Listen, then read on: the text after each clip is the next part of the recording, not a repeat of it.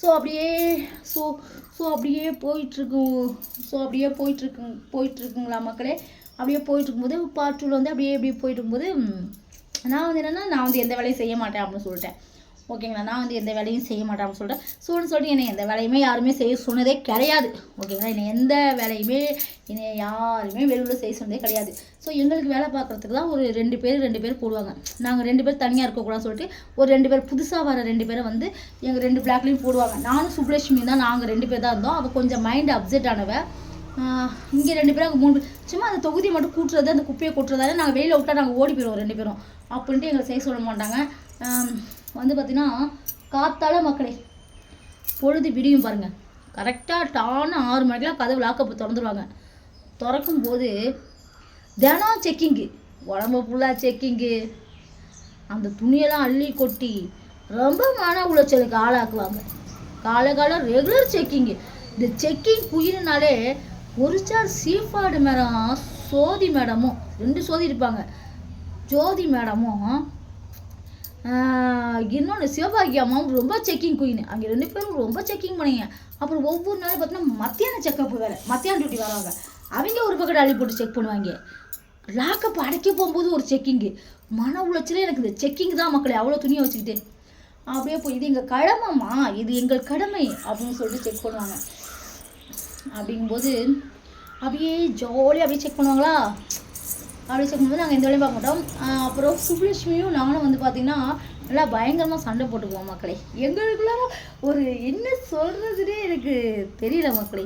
சுப்லட்சுமி நானும் போய் ஃபஸ்ட்டு வந்து இருக்கும்போது அவள் என்ன பண்ணுவா அப்படின்னா அவளை பற்றி சொல்லாடி சிரிப்பு வரும். சுப்லட்சுமி வந்து அங்கே வந்து அவங்க ஏசப்பாவை கும்பிடு சொல்லி கொடுத்துட்டு போயிட்டாங்க. ஏசப்பா எல்லாருக்கும் பெல் கிடைக்கணுப்பா, எனக்கும் பெல் கிடைக்கணுப்பா அப்படின்னு கும்பிடுவா.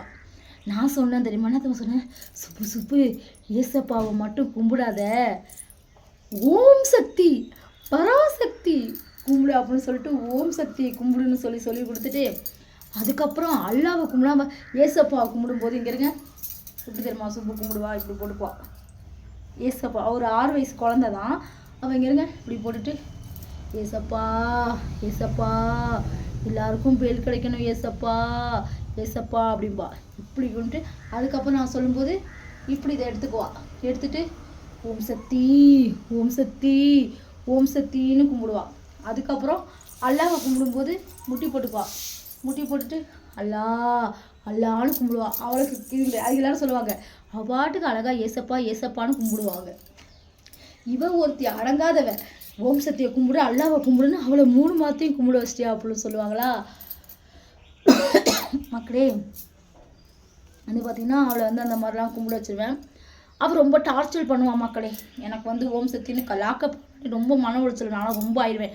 ஓம் சக்தி வாங்கிட்டு நான் இந்த பக்கத்து பராசக்தின்னு ஆரம்பிச்சிருவேன். நான் ஒரு பக்கத்து பராசக்தி அப்படின்னு பக்கத்தில் ஒரு தண்டகரை செந்தாமரக்கா அதை ஓம் சக்தி ஆரம்பிச்சிட்டாங்க. அப்போ அங்கிட்ட ஏசப்பா ஓடுது அப்படின்ட்டு அப்படியே நாங்கள் கட்டி சண்டை போட்டு 2 பேரும் நாரிக்குவோம் மகளே. அவள் வந்து என்னோட சேலைன்னா ரொம்ப பிடிக்கும். எப்போ அந்த சாப்பு சேலை எனக்கு தரியா அப்படிம்பா. நான் அந்த இப்போ சாப்பு கட்டியிருந்தேன் அதே மாதிரி அங்கே கட்டியிருந்திருப்பேன். சூப்பராக இருக்குப்பா, பக்காவாக இருக்குப்பா உனக்கு அந்த சேலை அப்படின்பா. மேக்ஸிமம் நான் சேலை நான் அவளுக்கு கொடுத்துருவேன்.